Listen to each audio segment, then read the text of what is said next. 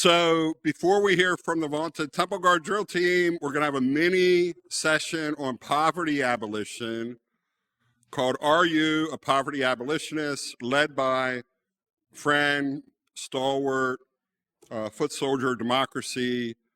Oh boy, I could go on and on. Pastor, minister of the soul, soul sister, Valley administrator, and tri-chair, I almost said tri-chair of the Poor People's Campaign of Pennsylvania, Tammy Rosing.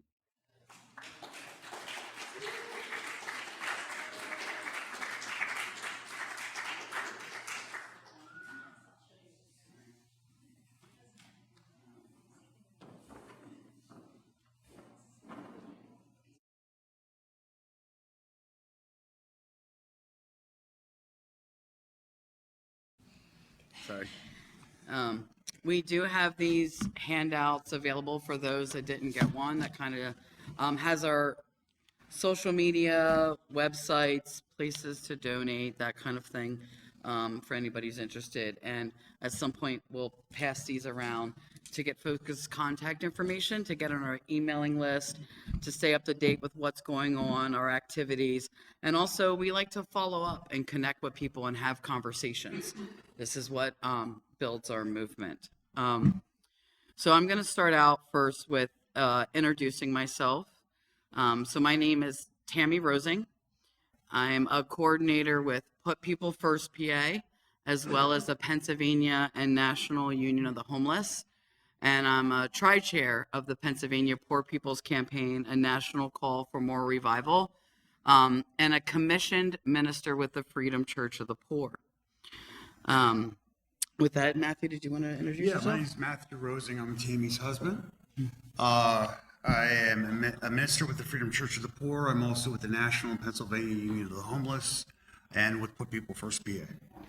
And I do realize I just forgot to say my pronouns. So my pronouns are they, them. Yeah, he am. All right, and Toby? Hi, I'm Toby Staffer. I'm an active member of Put People First PA and also an active member of the National Union of the Homeless. Yes, thank you, Toby. All right, so we're gonna play a video here in just a moment. We're doing this as a Mystica. A Mystica is something that we do in our spaces and gatherings and meetings to get grounded in what we're about to do together. And it's borrowed from our brothers and sisters in Brazil from the MST, Landless Workers Movement. They engage in Mystica. Now, typically in person, they tend to be a lot different, but we're going to do it more traditionally like how we do it on Zoom, right? We're going to play a video. But it can be a variety of different activities, whether it's bringing in the folks that are present, or maybe it could be poetry, art, videos, that kind of thing. So we wanted to introduce kind of like what a Mystica is. This particular video was from our recent National Day of Action around Medicaid, with the Nonviolent Medicaid Army, with different organizations, states, and this and that, doing a montage video of reading our statement from that action. Today, September 6, 2025, we are taking action together as the National Nonviolent Medicaid Army in more than 10 states across the South, Midwest, Appalachia, and the Northeast to declare Medicaid cuts equal policy murder. Medicaid cuts equal policy murder. Medicaid cuts equals policy murder. Medicaid cuts equals policy murder. Medicaid cuts equal policy murder. Medicaid cuts equal policy murder. Medicaid cuts equals policy murder. Medicaid cuts are policy murder. Medicaid cuts are policy murder. We are exposing the violence of ongoing attacks on health care, the harm caused to our communities, and how we're coming together for support, survival, and strategy. Because health care is a human right. This crisis didn't start with this administration or the last administration. 1/3 of our people don't have a primary doctor. Nearly half of us delay or don't get care because of costs. Our working and housing conditions, the industrial food we eat, and the contamination of our air, water are making us sick.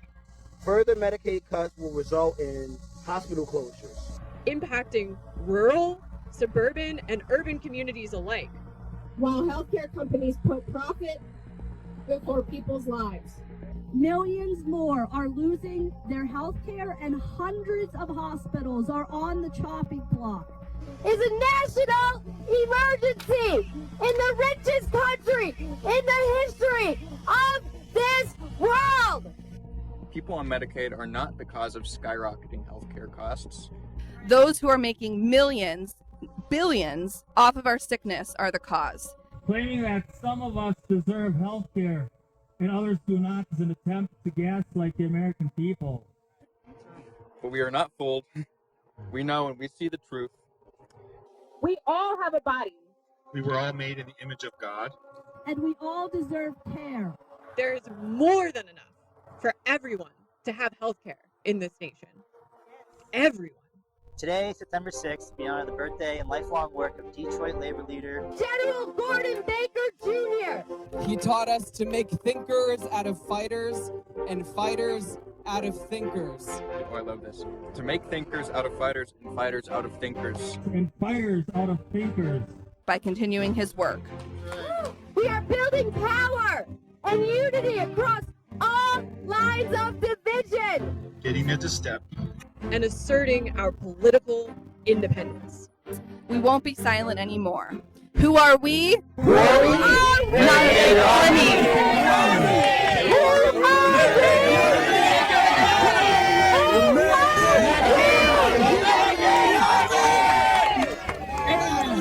Medicaid Army. Who are we? Who are we? The Medicaid Army.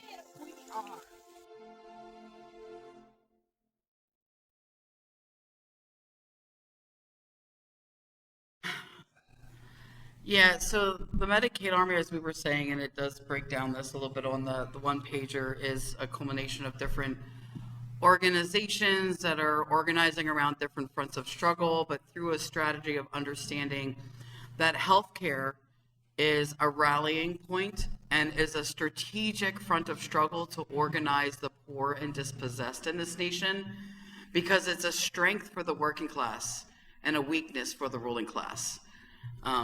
So that is why healthcare in this regards. When it comes to thinking about poverty abolition, I'm going to start with I'm going to spitball these out, trying to paint like a little bit of a picture of what the conditions are like for those of us who are poor and dispossessed. So first, I want to start by saying there's 140 plus million people currently in the United States that are poor, low income, and struggling to make ends meet. That's nearly half our country's population. Poverty is the fourth leading cause of death in our nation. And even if you look at the top three from our report, those can also be considered relational to poverty, considering the number one killer is actually cancer. And the lack of health care is one of the number one leading causes of poverty. 25 million people got cut from Medicaid during the Biden administration. We enacted a Medicaid cuts organizing drive and are continuing today, because in the reality, we're about to face even more cuts, right? Reports are coming out, right, that poverty has risen during the Biden administration. Our reality is it rises year after year after year after year. In reality, the conditions do not change for us, regardless of who is in power and control, which is why we're politically independent and why we hold all power holders accountable. There are 24, roughly about, depending on what reports you look at, of empty homes per every single individual person who is currently homeless. Say that again. Hear that. 24 empty homes per every single individual who's currently homeless. In other words, there's 24 homes for you. They could put you in one of them, right? I mean, that's just the reality, just to give that example. Food insecurity is rising. Groceries are unaffordable. Food pantries are struggling to meet the need. while simultaneously we're doing things like spending over $800 billion annually towards the war economy. We have massive wealth inequality. Recent reports from CBS are stating that 60% of our nation's population cannot afford a minimal standard of living.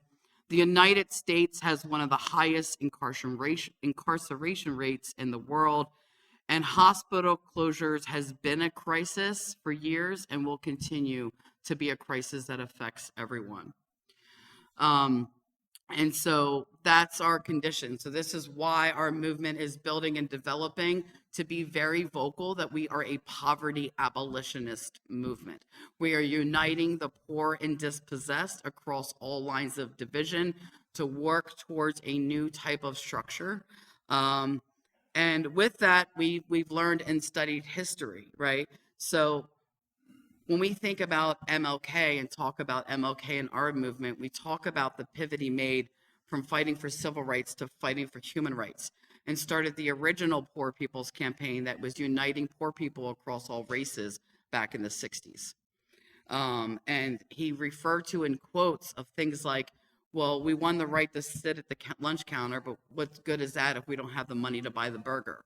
Or the poor and dispossessed who have very little, next to nothing to lose, that could actually become the new unsettling force in our nation, in our national complacent life, because we have the least to lose but the most to gain. So we are facing a massive social crisis that needs a massive social movement.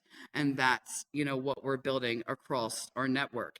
And we study things like MLK, the civil rights movement, the movement to abolish slavery. There's a lot of lessons there that we are incorporated in our work, insisting of even like the modern day Underground Railroad. We study things like the Black Panthers and the various projects of survival that they organized, and how they incorporated political education through those type of projects of survival. We do the same. And so although like this one pager only does like list a few as of right now, but that's because that's who's present right here today. So we've got folks, here that are part of PPF or the Homeless Union, some capacity, Freedom Church of the Poor, and we're all under the umbrella of the Pennsylvania Poor People's Campaign. But we are not the only organizations that identify as poverty abolitionists or that want to get involved. But it is an ever-growing, ever-developing movement that has strengthened over the years and is getting stronger. Now, I just wanted to kind of do all that to paint a picture, but now I want to get into talking with Matt and Toby. We're trying something new here, so we're going to do this as like an interview Q&A kind of thing, one-on-one, for a few minutes each. So Matt, I want to ask you, how did you first get involved? How long have you been a member? And what gets you to stick and stay with this work? I started getting involved with Put People First back in the end of 2018. I went to a membership assembly. I wanted nothing to do with anybody. I just got out of prison. I did 9 years altogether in prison. Saw the most horrible things you could possibly think of. I just didn't want to deal with anybody. I just didn't want anything to do with life, actually. And these people welcomed me in, didn't know who I was, listened to my voice, wanted to hear what I had to say, and have shown me love in ways that I cannot possibly understand. That's why I stick and stay. We are more about, in our mission statement for the National Union of the Homeless, we talk about not just creating the new human, but creating the new society. We can bring heaven on earth. It can happen. If we're not changing minds here, we're changing hearts. And that's something that you need to understand in this work that we do. Because you can give someone facts until you're blue in the face. If you don't change your heart, you're not going to change a person. And that's where the communication comes from. That's why we follow up with people. We get involved. I went from someone that didn't want to have to do anything with anybody, and I love everybody now. I do. I have nothing but love in my heart because I saw what anger did to my life. I saw what hate did to my life. And now I see what love does in my life, and I'll tell you what, I'll take love any day over that. Any day over that. So, yeah. Thanks, Matt. So it's always good to kind of hear like what gets folks involved and what keeps them, because one thing I will say as someone who's been involved since 2007, that as someone who's poor and dispossessed, organizing poor and dispossessed people, it is the hardest work I have ever done. It is so hard because we face so many barriers and challenges and struggles that our voice is not only like, respected, but it's like needed, especially in these times. And so to be a part of a network that has a structure that can hold us and help support one another in the struggle, right? We have the struggle is a school, but we also have a school for the struggle. So Matthew, tell us a little bit about the National Union of the Homeless. So like, what is it and why a National Union of the Homeless? The National Union of the Homeless is made up of people that have been or have been affected by homelessness at some time in their life. Homelessness is the most visible form of poverty in our society. It's the one you see. It's the people you see on the streets. And now it's basically made in our country because of grants passed. It's illegal to be homeless in the United States. They can actually lock you up. If you don't want to go to a shelter, they'll put you in prison. And I am adamant against state violence. I've seen it firsthand. I've seen what it's done to people. And this is a very personal fight for me in this. But by fighting for others, you got to understand this. We're fighting for others, you fight for yourself. Because you got to do this for everybody else. You can't, this thing that our society does to us. I'm sorry, I'm going to go on a little tangent for 1 second. I got to say this. This thing that our society does so brilliantly to us is isolate us from each other. We don't know our neighbors anymore, do we? Really? We don't know our community anymore. And that's the beauty of this system. It keeps us isolated and keeps us thinking that it's your problem. You're the screw up. You've done this. And it's a systemic issue throughout history. For the last 400 years, they've been pitting us against each other for no reason except for this. They want this. You're good. So you're also a commissioned minister with Freedom Church of the Poor. What is this battle for the Bible? We use this phrase, battle for the Bible, right? And why is it important? It's very important because our opposition, you need to, Sun Tzu in Art of War talks about knowing your enemy. You have to know your enemy. You have to know what you're up against. And using the Bible as a weapon that they do against people, you can use it right back against them. Because if you actually go into the scriptures and pull that out and go to the actual teachings of what it is, it goes contrary to everything that they stand for. And you can really shut down an argument really fast. And that's where the changing of the heart comes from. It's not changing the mind, it's changing the heart. Yeah. And I think one of the things that, for me that I just want to share real quick is that some of this is what kind of brought me into the movement as somebody who has been born and raised. And my family history goes pretty far back, actually, in the South Central Pennsylvania region. This is referred to on the international level, that South Central Pennsylvania is the Bible Belt of Pennsylvania. Born and raised here from somebody who has experienced religious trauma. And honestly, I was brought up in a way to, if I was struggling or if I was having intense situations or struggling from poverty, right? It's my own failing, right? They utilize the scripture of the poor always be with you kind of comment. But honestly, that line and how they use that is totally taken out of absolute context. And it's not what Jesus was actually saying. It's not to say that poverty is inevitable. He knew what was about to happen to him. And he was saying, listen to the poor. To change society and what we need to do, listen to the poor.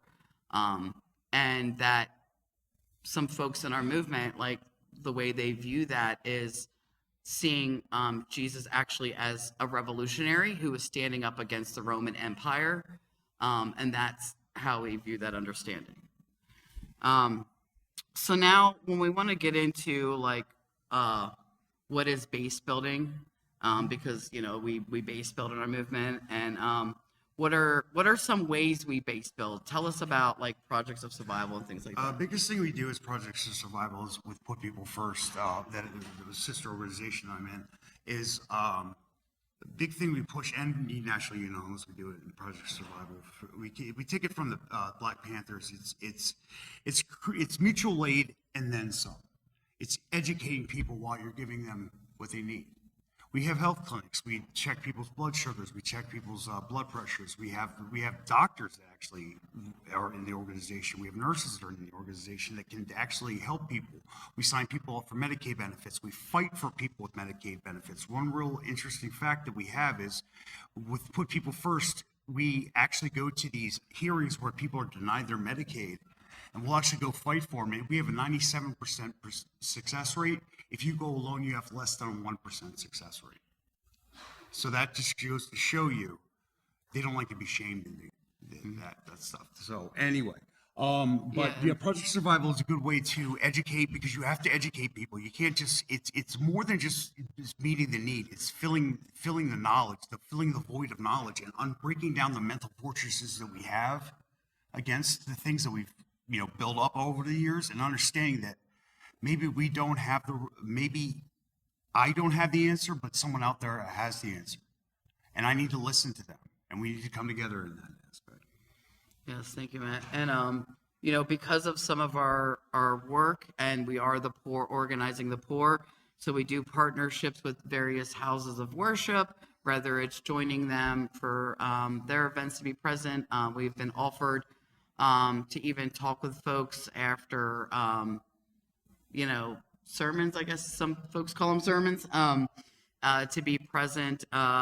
We partner and set up during their food pantries, that kind of thing. And honestly, like, we need to do that. To not would be a detriment of to this movement. Because the reality is those that utilize and wield this as a weapon against us are also doing their own projects of survival. So they are meeting a need and organizing people. And that if we don't do that, then we might as well just hand things over to them, right? So if we're gonna come together across all lines of division, that means welcoming people that have different faiths and things like that, right? And real quick, right before we get into Toby here, one of the pivotal things annually for the National Union of the Homeless is our Winter Offensive organizing drive that goes from Thanksgiving to MLK Day. So it's got key dates throughout it, but could you share a little bit about what is the significance of the Winter Offensive? It's changing the narrative by changing the narrator. Honestly, it comes down to, they have this whole idea of throwing a coin to a beggar at this time. People go out and they throw a little bit of food on a tray at a soup kitchen. They think they've done the magical thing for somebody, and they worship a homeless man on Sunday, and then they step on one on Monday. It's changing the narrative. It's okay to camp out for the latest PlayStation or the newest computer, but if you sleep outside because you have nowhere to go, you go to jail. It shows the hypocrisy of the season, and we take that back. Mm-hmm. Thank you. And one of our key pivotal times in this region has been the December 21st memorials. It's known nationally as Homeless Persons Memorial Day, but we go more broader than that and honor those we have lost due to this unjust system, and interconnected with the winter solstice and things like that. Did you want to share like any other last thoughts or anything about your story before I move on? Just real quick. It's really good to have these kind of spaces and talk about things, but really what it comes down to is action. We need people with boots on the ground. We need people helping each other. We need people being there, putting your body in the line of fire, because that's what's going to take. This society is messed up, is messed up, and we need to fix this, because we are worth more than this. We are all worth more than this. Thank you, Matt. Yeah, so just again, we are the poor organizing the poor. I'm going to ask Toby some similar questions, some different. Um, Toby, so similar question as Matt, and you can make sure you speak in the mic so folks can hear you. How did you first get involved? About how long have you been a member, and why do you stick and stay? I got involved with Tammy at a local homeless shelter in Lancaster. I wanted to do a change in my life. Did some terrible things in my life growing up, but I wanted to change. So I was talking to her about getting involved in my community, and I got involved with PPF and also the National Youth of the Homeless just to help everyone. So I've been involved for about 2.5 years. Yeah. And what made me stick and stay is just helping people. Thank you, Toby. I appreciate you sharing that. And I remember when I was working at that shelter, one of the reasons why I actually wanted that job and that I made very clear during my interview was I wanted to connect the folks there to this work. I wanted to be able to invite them to events, activities, and be very open about that. Toby was one of the folks I was able to build a relationship with and bring them on board. It's this odd dynamic, and I learned a lot, like working as shelter staff, as far as working in the nonprofit sector and things like that. And I brought those lessons into the work. And I can say that as somebody who does this organizing work as well, that has done that and now works for an institution in Lancaster that's pretty well known for like what we do. I won't state the name, but but needless to say, what I'm saying is there is a need and room for those that work in those sectors to like join our movement, right? Like we need you guys too. And I think like some folks think of the whole this and them, but the reality is while I worked at that homeless shelter, I became homeless. I became homeless because our landlord said we want to rent to a family member. But so I'm sorry, you guys got to go. Like, and the law's on their side. That's how we structure society. But I will say that I'm so grateful that I did the job. I'm so grateful because I was able to connect with you.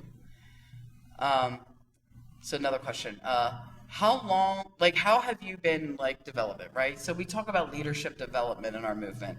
So how have you been developed through this organizing work? And then how do you also want to like further your leadership development? Yeah. So how I'm developing right now is I'm a co-coordinator at a child care base group for the membership assembly this year. And I also facilitated my own base group meeting. So that really like kind of helped me get where I want to go now in the future. What I want to be in the future in PPF is to be a co-coordinator for my own HRC at South Central. So I think that's going to develop me big into my future. Awesome. And we'll pull you on the team. We'll get you all set up. How about that? And then why is being involved in organizing for human rights important to you? It really changed my life. It opened my eyes to new things. I was raised in a Christian national family, so things I learned from them to what I learned from in this group, it's things I was taught. It's kind of wrong, definitely wrong, honestly. It sucks for how I was raised. It was basically just when I got adopted, they just kind of wanted the money. I mean, they kind of cared, but didn't. So that affects me as a person because I wasn't taught much at all before I got out on my own. I left when I was 18, right after I graduated high school. So it was tough for me for the first few years. And then when I met them, and they taught me like the reality of the world, and I started to open my eyes more. Thank you, too. Is there anything else that you want to share about your story at all at this time? Okay. And we had another video, and before we play the video real quick, I just want to share a little bit about mine. So, like I said, born and raised in this region. I was basically born into poverty. I Dropped out of high school. Eventually in my 20s, I got my GED. I always had this dream of being a published writer. I loved creating art. Unfortunately, like the reality of this system, these things just seemed out of touch for me. But I can say that thanks to this movement, I have publications out there. I have written. A matter of fact, like people in the movement like look to me because I get very animate about stuff, and so like I insisted us write our grants pass statement, and we did it collectively. And let me tell you, organizing a written piece collectively with a good half dozen to dozen people is not easy. But it's a really good piece, and it's on the National Union of the Homeless website on our blog if you want to check it out. And I have other pieces, you know, in the network that I've actually written about Lancaster, and things like that, whether it be recent events or a couple years ago, published publications and different things. And I work in healthcare. I live paycheck to paycheck. You know, we drop nearly $1,300 a month on rent. It's not even a brand new apartment or anything. And like we went to the food bank the other day and they had already served their max for the day within the first 20 minutes. And so we didn't even get the food, right? So, yeah, it's just the reality is if we're taught if we do XYZ, then we'll be okay, but that's not the reality for the masses. So this is why we need this movement, and this is why we organize across all lines of division and across fronts of struggle. And the video we're about to watch, if we're still going to put it up, and then we'll close out, is Anthony. He's a member of the National Union of the Homeless in Philadelphia. How he came on board and got developed and is now one heck of a kick-ass leader, I may say, in the Philadelphia Homeless Union. He came in through the project of survival that the Philly Homeless Union has been doing the last couple years. And they started out with a box of donuts and some coffee, and now they have a table they set out with different various snacks, and they get support with that. There's also a way that folks can support them. And they set up outside an intake center like for homelessness. So those that are, you know, wanting there to get services, and they they set up there, they support folks through that process and build community. And through that, Anthony got involved. And this is a video of him speaking at the action that took place September 8th, which was a part of the Action for Medicaid. This was outside the closed hospital, closed Crozier Hospital. A hospital means many people lose good paying jobs, from doctors, nurses to technicians and maintenance workers. Those jobs aren't coming back. And in Delaware County, like every other county in this country, you can't afford a house on minimum wage. Job, health care, and housing are all connected. The loss of the jobs and health care is critical because most Americans are just one missed paycheck or one healthcare crisis away from homelessness. That's right. Traveling 20 more minutes to the nearest ER could mean the difference between easy treatment and a long road to recovery that leads to homelessness. So closing hospitals is a housing issue.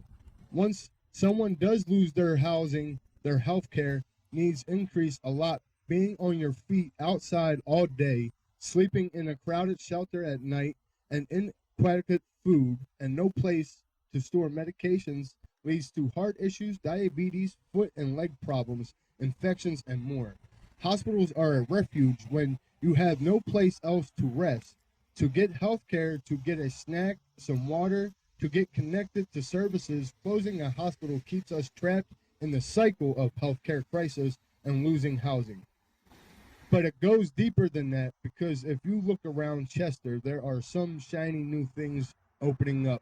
These new buildings are supported by public and private funding, and they show the priorities of those with money. You have a soccer stadium, a casino, a jail, and a garbage incinerator.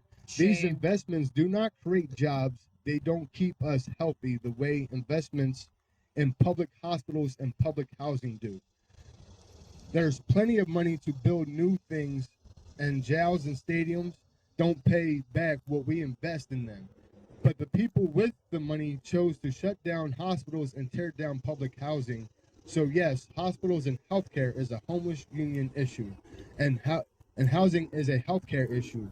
We are proud to be a part of the Nonviolent Medicated Army, working to create a world where no one sleeps on the streets or goes without healthcare because of the choices of small groups of billionaires. Thank you. My name's Anthony. That's right. Thank you. Still have some of these, because I know that there's other things that need to go on. We crunched our time there as best we could. But we do have these handouts that have our social media, websites, things like that available. And for anybody interested in wanting to get on our mailing list and whatnot, we can pass these around. But just to say that I did hear, and I was hoping to chime in on, and so I'm going to close out with this. Folks were talking about election and electoral things. I think that we are facing a time when the masses don't see themselves as either a Democrat or Republican.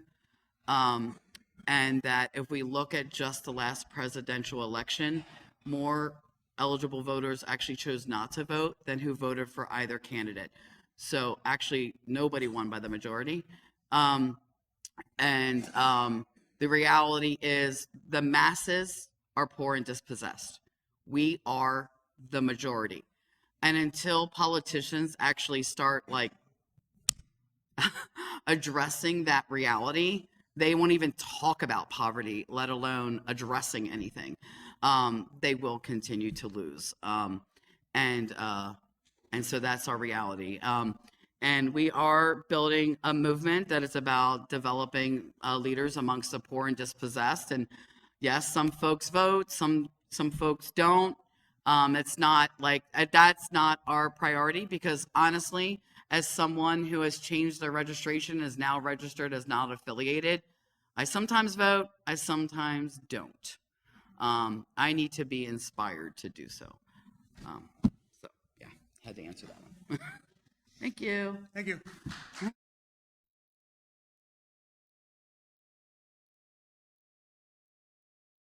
As a humble token of appreciation to you, I only have two hands. Can you pick up the other one?